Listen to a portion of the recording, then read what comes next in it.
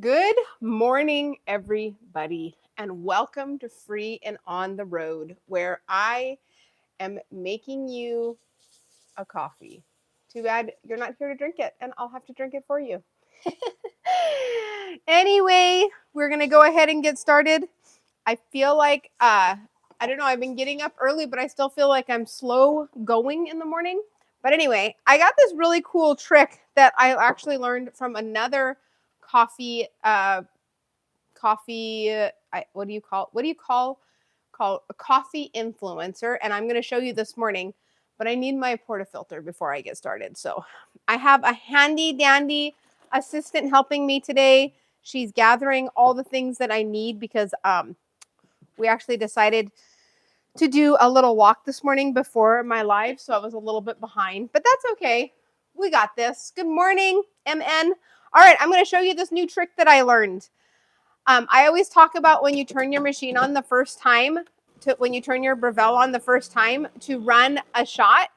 And then I always think to myself, well, I never warmed my portafilter. And I was watching this other influencer, and he said, when you turn your machine on in the morning and it gets started up, once the power light is done, we're going to go ahead and run the first shot through our portafilter, and that warms the portafilter up too. I'm going to make a basic cortado this morning. I've been drinking cortados and Americanos because I feel like I have to get back on the bandwagon of watching what I put in my body, and I have done a lot of eggnog this last week. And eggnog is super high in calories, and I think I need to cut that back for a little bit. All right, our light's done blinking. So I'm just going to run the first shot through an empty portafilter, and you just kind of let the water sit there in a minute while you get everything else ready. And it does dual purpose. Oh, great. Now you tell me to put it in the cup after I already ran it. Too late. My cup is here, but my coffee is normally hot enough. The reason why I thought to do this is because I feel like when I pull my shots in the morning, my first shot is always not like, it always pulls a little bit a little off, and then the second shot's always perfect. So I'm like, man, what am I doing different between my first and second shot? And so anyway, of course, I was doing some sort of doom scrolling, and of course, because all I talk about is coffee, all my phone thinks I want to watch is coffee. But I do have other interests besides coffee, I promise. But I guess Google thinks that's all that I think about. So anyway, this influencer came up and he said to run that first shot right through the portafilter, and it leaves the water in there for a little while and warms it up for you. I also think that, this is just my opinion, that it helps clean out some of those oils in there, because I always wash it with hot water, but I don't wash it with soapy water. Maybe I should. I don't know what's your take on that, but I don't wash it with soapy water. I can see right through all the little holes, so I don't think it's clogged or anything. But I'm thinking to myself that by running this, it'll also help get some of those oils out of the actual portafilter in between. I don't know. Just a thought. Good morning. All right, I'm gonna do a basic cortado this morning. If there's any drinks that you want to see me make, Indonesia. What kind of coffee do you drink in Indonesia? Do you guys drink espresso in Indonesia, or do you guys have like I know in Thailand they have this no, not Thailand, Vietnamese. They have those little Vietnamese drippers, and you put the coffee in there. I actually have one in my storage. Once my kitchen's done, I will pull it out.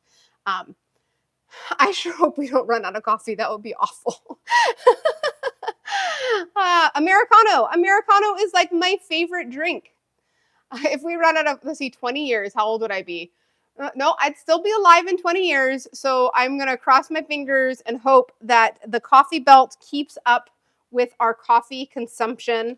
I'm hoping that I'm hoping that we don't overconsume coffee, because that would probably be detrimental to our health. Did you know that there actually was, it wasn't that there was a coffee shortage, but there was I think it was the Civil War. They actually did have a shortage of coffee because it wasn't getting imported in. And that's why they started drinking chicory root.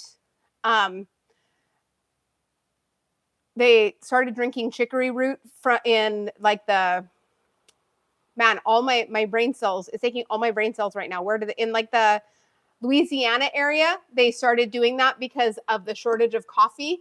And there was actually a bunch of coffee roasters back in the day.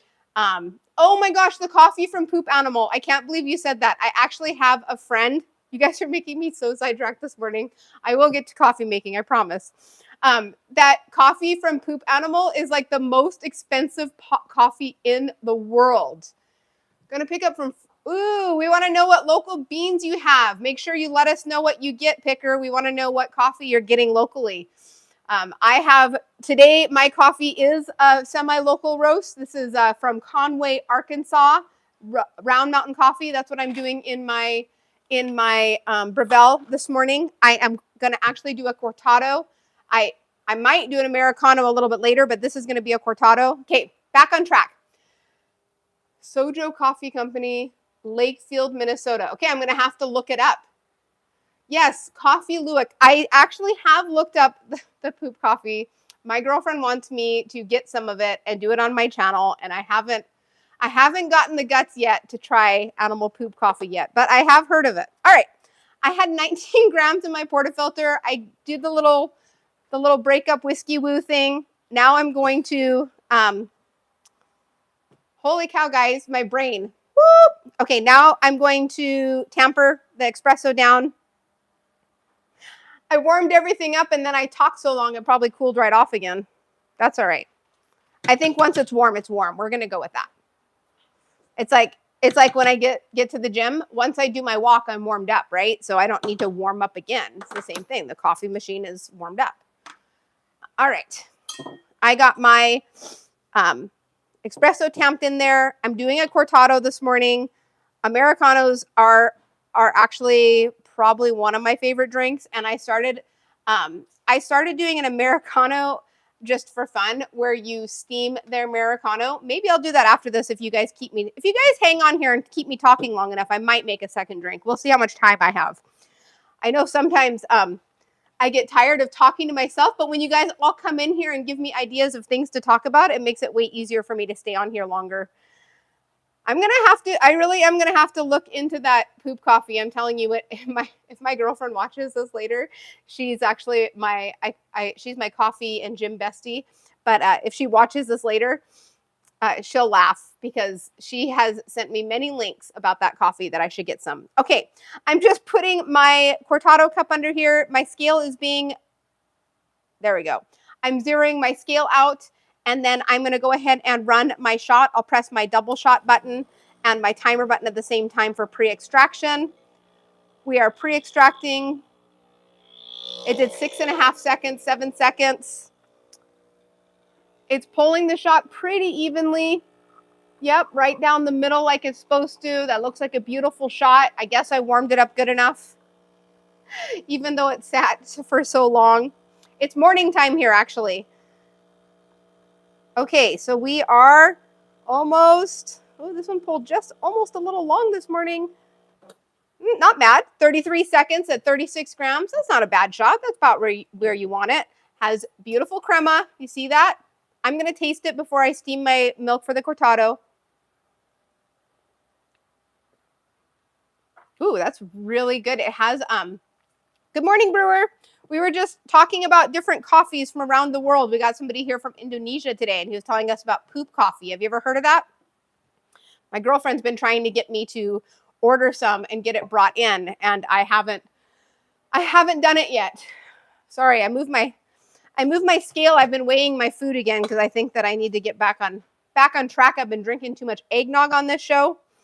I don't know about you, but holidays, for me, eggnog is like, I don't know if it's just like reminiscent of my childhood or what, but eggnog is like my thing. And I've been drinking a lot of it. And Sam's Club brought in eggnog. That means I'm getting a half gallon of eggnog at a time, and I went through a whole half gallon last week. Now, in all fairness, I didn't drink it all myself. I shared it. I shared it with my kids. So in all fairness, it wasn't all me, but still. So I had, anyway, I don't even know where I went with that. Sorry, guys. Sometimes I go down a rabbit hole. Rabbit holes, rabbit holes. All right, 4 ounces of oat milk. Get the steamer warming up.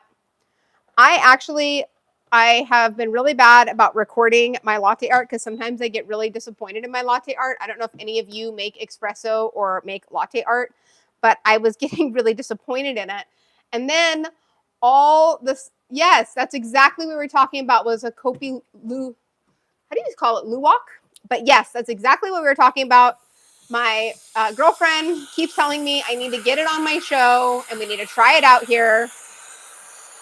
I haven't gotten past the fact that it comes out of poop, but it's supposed to be the best coffee ever. So, I mean, I just haven't gotten there yet, guys.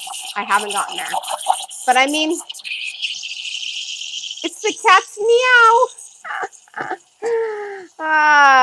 Brewer and I should do a live together trying the Kopi coffee. Yeah, it is very expensive. That's why I didn't buy it yet, because I was like, am I gonna buy some expensive poop coffee and then not be able to get past the fact that it's poop coffee? I don't know, man. And is there like, I don't know, when it comes out of their poop, I just think of things like what could that animal be carrying? Like what kind of things would be, I don't know. But I've heard like lots of good things. Come to Indonesia. That would be fun. That would be super fun. Man, if we could try the coffee where it's from, that would be probably one of the coolest experiences of my life. I was actually just talking to my husband about how like excited I have been this last year, because he has taken me all over the US and Canada to so many coffee shops. I was trying to add up all the coffee shops, and I told him, I said the next step is to go to the coffee belt and actually drink all these coffees where they're from. So that'll be the next chapter of our life once we don't have kids in our house. I think that'll be the next chapter. My daughter's back here going, because I'm going to do it without her. But I think that'll be the next chapter of our life, is actually traveling not only to like local coffee roasters, but to where this coffee is coming from. I have a beautiful steam here, guys, but I am not promising you anything on the latte art front. I don't know why this is so difficult for me. I actually have Scott from Round Mountain Coffee in Conway offered to do lessons with me. So I am planning on going to his coffee shop sometime in the next month or two. He actually has a package of coffee coming my way because he wants to gift my viewers some free coffee. So once that coffee comes in, I will make sure I let you guys know. But he is sending me some coffee. But he does amazing latte art.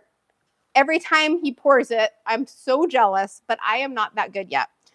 Although at a coffee shop, you got to remember they pour a lot more than 1 cup of coffee a day, and I do like one, and then sometimes I bribe my girlfriend into coming in after work so I can make a couple more coffees, and then I end up making her like lots of coffees.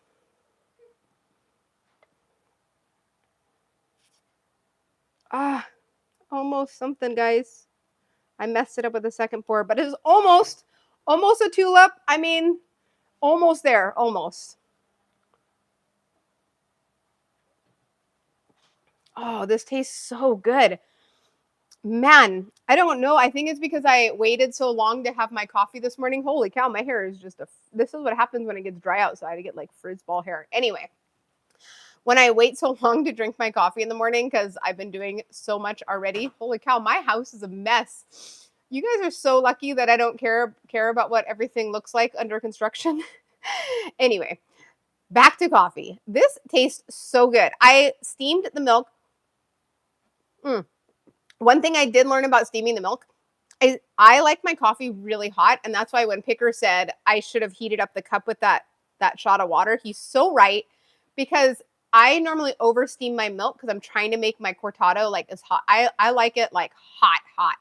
And the reason why I like it hot is because it takes me a long time to drink it, and I sit here talking. If it's not to you guys, it's to my kids.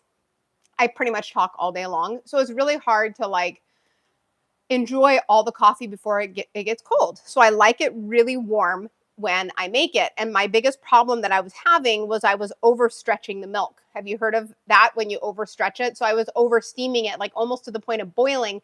And I also found, since I've been using oat milk instead of dairy milk, oat milk actually has a lower boiling point than regular milk. So I was really over steaming my oat milk to the point where I couldn't even get that creamy froth that you see on the top of my drink right now, I wasn't even getting that because I was over steaming it too much and I couldn't figure out what I was doing wrong. So there's some lessons from me, from the things that I've done wrong. I am really excited now to try this Indonesian coffee. So if anybody, I told my husband, I said I should set up a mailing address where you guys can all send me these coffees for me to try.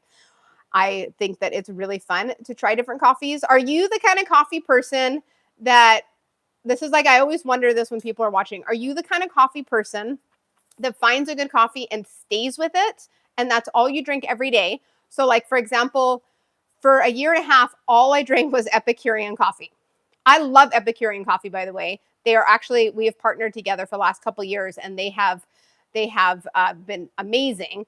And they give all of my viewers 30% off. So if you're trying to start a new coffee, I definitely recommend Epicurean coffee. I have codes all over my pages if you want it to get 30% off. I think it's just on the road 30 and you get 30% off your order.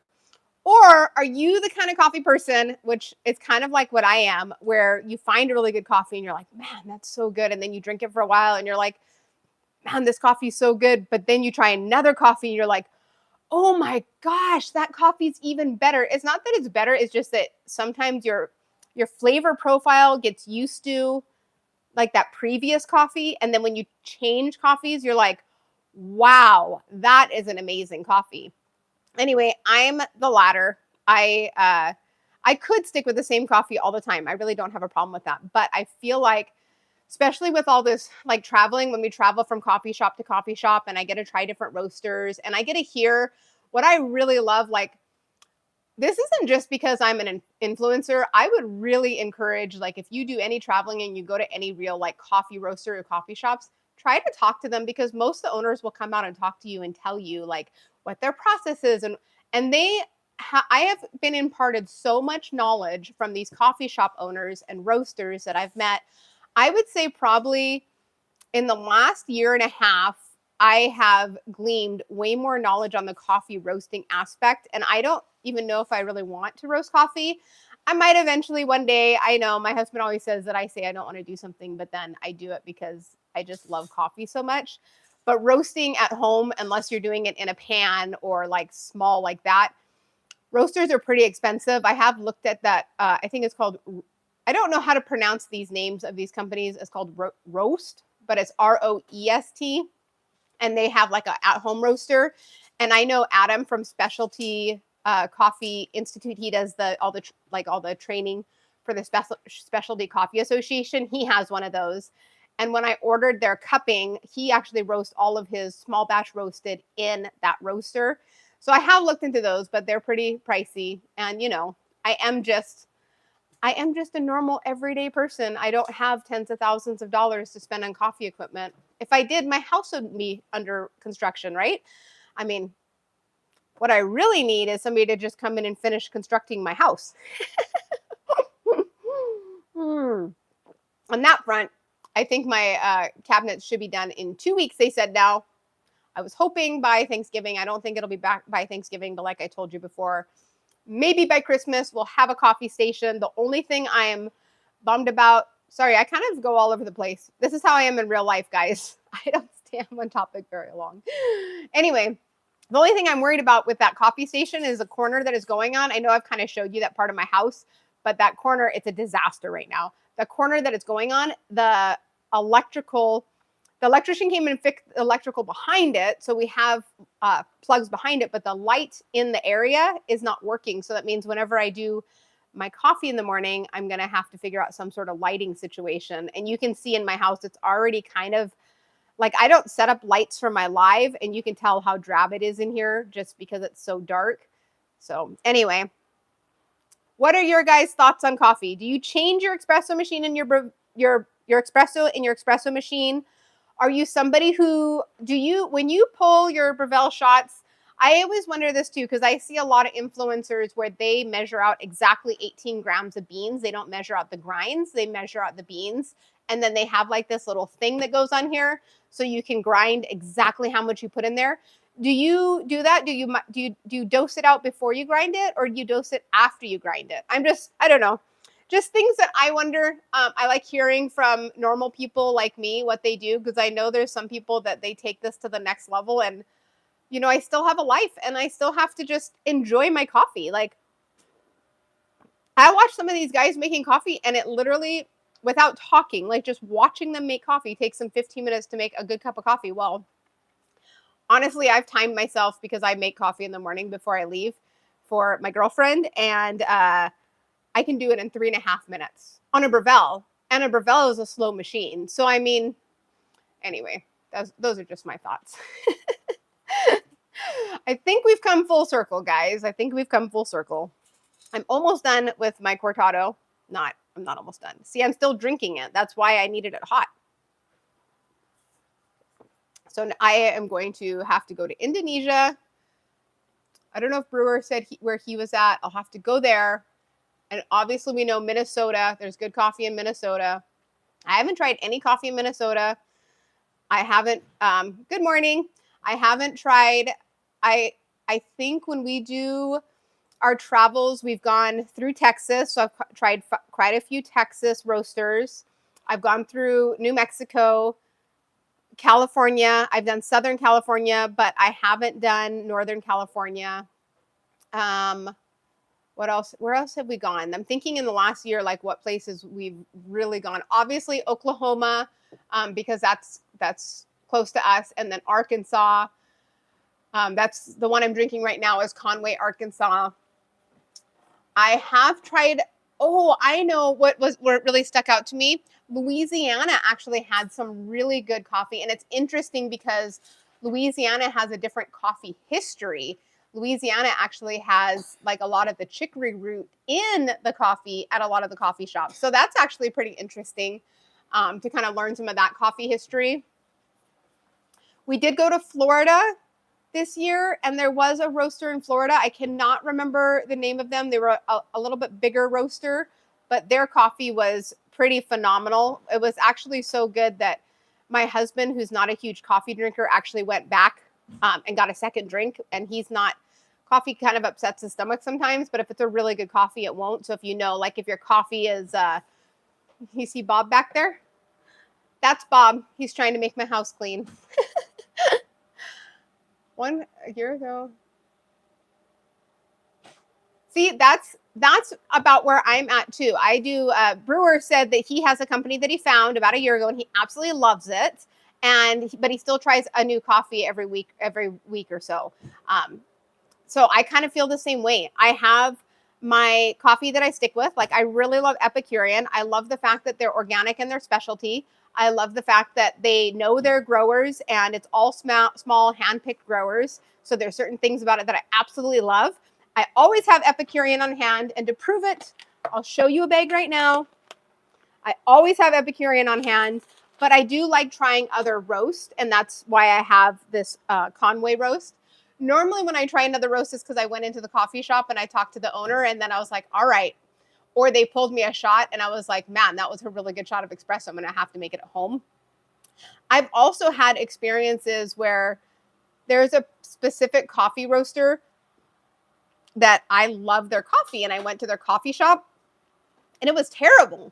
And so I was like, you know what? I'm not going to tell them anything. I'm just going to buy a cup of coffee and bring it home. I brought it home and it was amazing. So sometimes when you drink it at a coffee shop, you can't base it on the coffee shop because they might not have the best barista behind the bar, and they might not have that shot totally dialed in. So I don't know. There's my thoughts on that. I do pour overs as well sometimes, but now that I have the Breville, to be totally honest, I love that too. That's my favorite. So Brewer said that he loves seeing roasters right in the coffee shop. That actually, to be totally honest, when I go to visit a coffee shop, I've turned pretty high maintenance. My husband says I'm a bougie coffee shop drinker now. When I Google them, I actually look up to make sure that they're a roaster, and I'll look through pictures. And if I see their roaster right in the coffee shop, I will 9 times out of 10 go visit that coffee shop. And that's normally the ones that will make it on like my Instagram or my short reels. Yeah, coffee snobs.